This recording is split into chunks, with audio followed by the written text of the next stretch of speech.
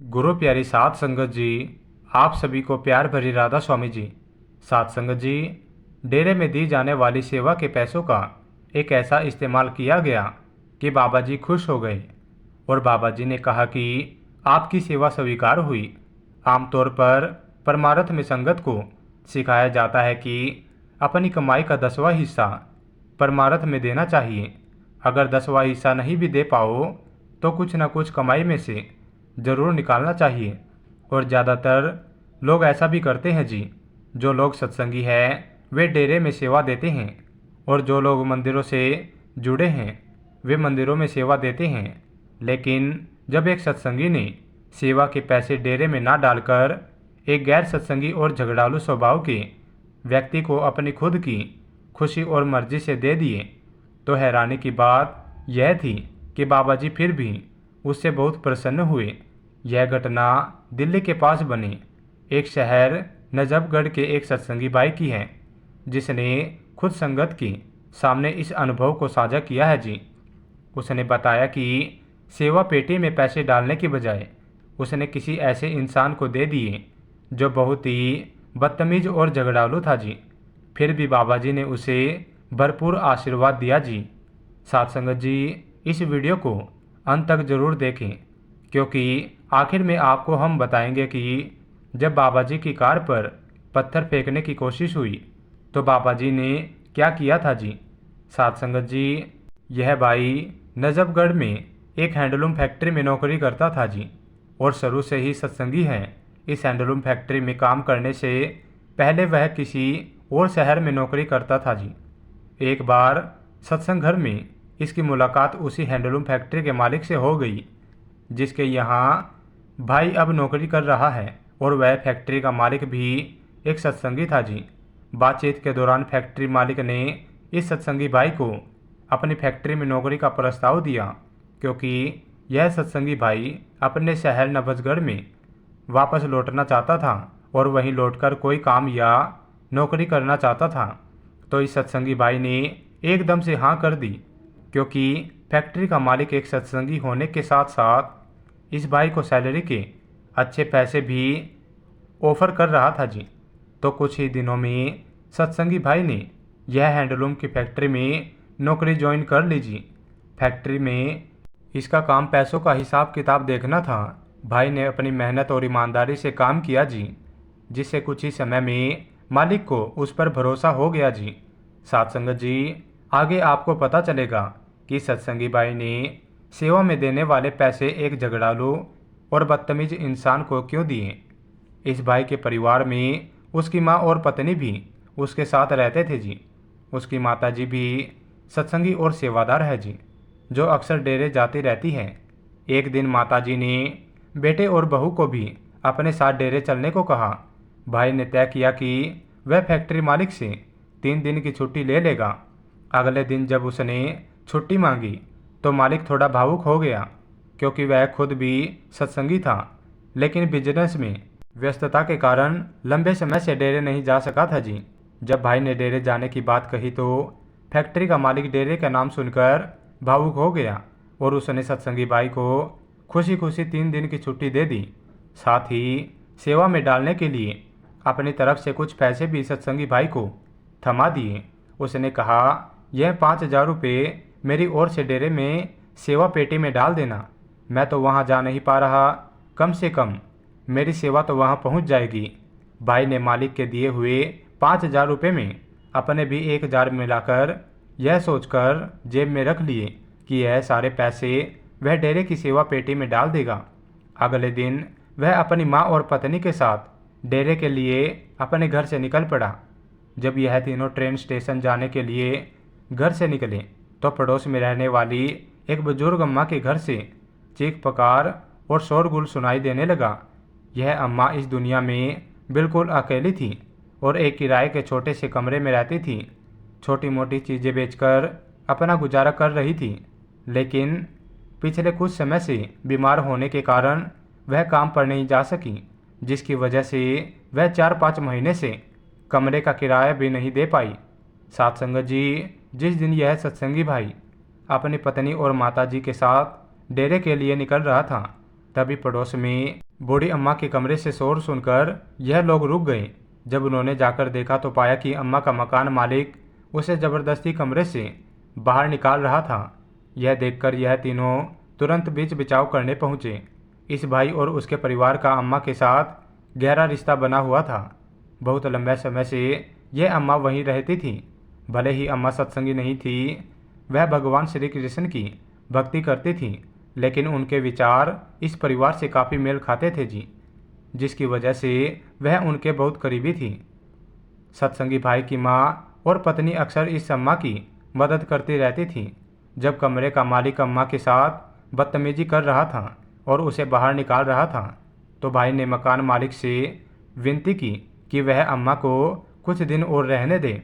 लेकिन कमरे का मकान मालिक टस से मस नहीं हुआ। उसने कहा, पहले भी 2 बार तुम्हारे कहने पर मैंने अम्मा को नहीं निकाला, लेकिन अब मैं और नुकसान नहीं झेल सकता। मैं यह कमरा किसी दूसरे को किराए पर दे दूंगा, जिससे मुझे पैसे मिल पाएंगे। मालिक की जिद देखकर सत्संगी भाई के मन में विचार आया कि क्यों ना डेरे में देने वाली सेवा के लिए रखे पैसों का इस्तेमाल अम्मा की मदद के लिए कर दिया जाए। उसने सोचा, आखिरकार यह भी तो एक सेवा ही है। अगर इन पैसों से अम्मा को बेघर होने से बचाया जा सकता है तो यही सबसे सही इस्तेमाल होगा। भाई ने बिना देर किए अपनी जेब से पूरे पैसे निकाल लिए और कमरे के मालिक से पूछा, आपके कुल कितने महीने का किराया बाकी है? कमरे का मालिक कहने लगा, पिछले 5 महीने के हिसाब से 1000 रुपये प्रति महीने का किराया बाकी है, जो कि 6000 बनते हैं। सत्संगी भाई ने एक पल के लिए भी न सोचा और अपनी जेब में रखे फैक्ट्री मालिक के 5000 रुपये और अपने खुद के 1000 रुपये निकालकर कमरे के मालिक के हाथ में दे दिए। उसने कहा, अब आप अम्मा को यहाँ से मत निकालिए। इस पर कमरे का मालिक कहने लगा, मुझे मेरे पैसे मिल गए, अब भला मैं अम्मा को क्यों निकालूंगा? इतना कहकर वह वहाँ से चला गया। सत्संगी भाई ने अम्मा को सड़क पर आने से बचा लिया। इसके बाद यह तीनों डेरे के लिए निकल पड़े। रास्ते भर सत्संगी भाई के मन में उथल पुथल मच रही थी। वह सोच रहा था, जब फैक्ट्री का मालिक पूछेगा तो उसे क्या जवाब दूंगा? क्या उसे सच बताऊं या झूठ बोल दूं? सत्संगी भाई रास्ते भर यही सोचता रहा, लेकिन उसे समझ नहीं आ रहा था कि मालिक की दी गई सेवा के पैसे अम्मा की मदद में लगाने की बात उसे बतानी चाहिए या नहीं। अब भाई के पास डेरे में देने के लिए एक भी पैसा नहीं था, लेकिन फिर भी सत्संगी भाई की माँ ने अपनी तरफ से 200 रुपये सत्संगी भाई को देते हुए कहा, कोई बात नहीं बेटा, हम यह 200 रुपये सेवा में डाल देंगे। साथ संगत जी, कुछ घंटों बाद यह तीनों डेरे पहुंच गए। वहाँ सत्संगी भाई ने अपनी जेब में से 200 रुपये निकाले और सेवा पेटी में डाल दिए। उधर उसी रात फैक्ट्री के मालिक को अपने सपने में बाबा जी के दर्शन हुए। बाबा जी ने उससे कहा, तेरे 5000 रुपये मुझे मिल गए। सपने में बाबा जी ने यह बात क्यों बोली, फैक्ट्री का मालिक समझ नहीं पा रहा था, लेकिन यह सुनकर उसे यकीन हो गया कि सत्संगी भाई बेहद ईमानदार है। 2 दिन बाद जब भाई वापस फैक्ट्री लौटा तो उसने बिना डरे मालिक के पास जाकर सच्चाई बता दी। उसने कहा, मैंने सेवा पेटी में सिर्फ 200 रुपये ही डाले हैं और वह भी मेरी माँ ने दिए थे। आपके दिए 5000 रुपये मुझसे खर्च हो गए, इसलिए आप मेरी सैलरी में से अपने 5000 रुपये काट लीजिए। भाई की ईमानदारी देखकर मालिक हैरान रह गया। उसे बाबा जी का सपना याद आया, जिसमें उन्होंने कहा था कि पूरे 5000 रुपये सेवा में आ गए हैं, जबकि भाई कह रहा था कि उसने सारे पैसे कहीं खर्च कर दिए। फैक्ट्री के मालिक ने पूछा, तुमने मेरे पैसे कहाँ खर्च किए? यह सुनकर सत्संगी भाई ने उसे सारी बात बताई कि उसने आपके 5000 रुपये में अपने भी 1000 रुपये मिलाकर एक बेसहारा और लाचार बूढ़ी अम्मा की मदद में लगा दिए थे, ताकि वह सड़क पर न आ जाए। यह सुनकर मालिक भावुक हो गया और सोचने लगा कि इसलिए बाबा जी ने मुझे सपने में आकर वह बात बोली थी। फैक्ट्री का मालिक सत्संगी भाई से बोला, भाई तू क्यों चिंता करता है, वह भी तो एक सेवा ही है ना। किसी लाचार की मदद करना तो बहुत नेक काम है, और तूने मेरे पैसे इतनी अच्छी जगह खर्च किए, इस बात की मुझे खुशी है। फिर फैक्ट्री के मालिक ने सत्संगी भाई को सपने वाली बात भी बताई, जिसे सुनकर सत्संगी भाई सुन रह गया, क्योंकि बाबा जी ने एक ऐसी सेवा स्वीकार की थी जो बाबा जी तक पहुंची भी नहीं थी।